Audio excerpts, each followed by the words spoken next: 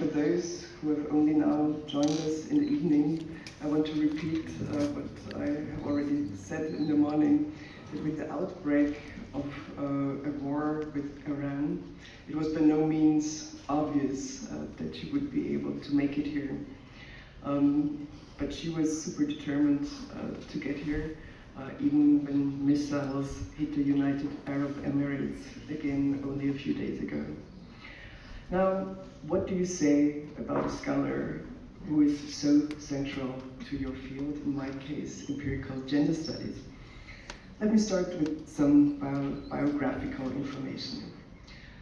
Before moving to Abu Dhabi, Paula was a professor of sociology at Stanford University and later New York University.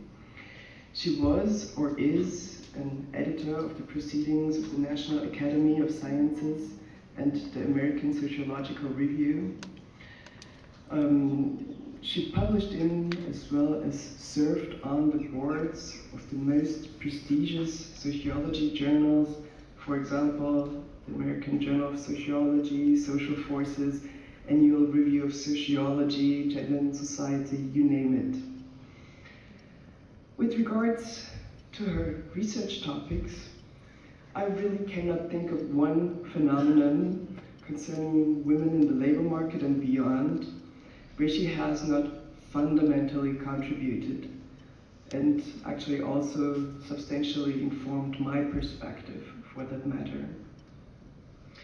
What Paula works on is at the intersection of economics and sociology.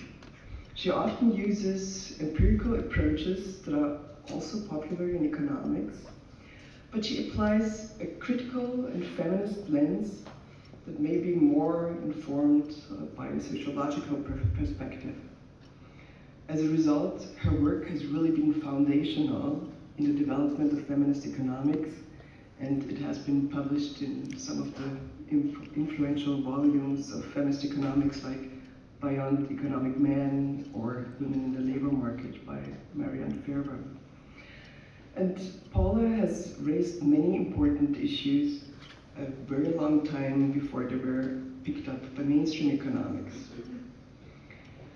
As my students know, Paula is particularly well known for her work on sex segregation and for her observation that women-dominated occupations pay less, even if they require the same education and the same effort.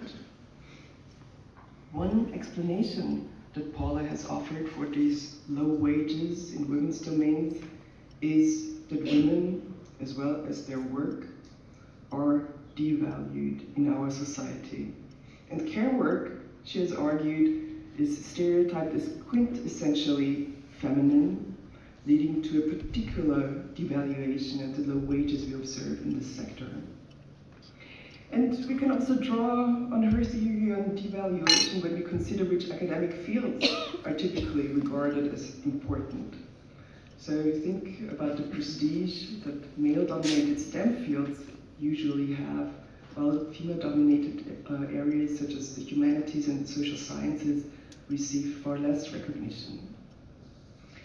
As somebody working on labor market discrimination, I was always also so fascinated that Paula pointed out already in the 1980s that the economic concept called statistical discrimination conflates discrimination that is based on correct group averages under incomplete information with discrimination that is based on erroneous stereotypes.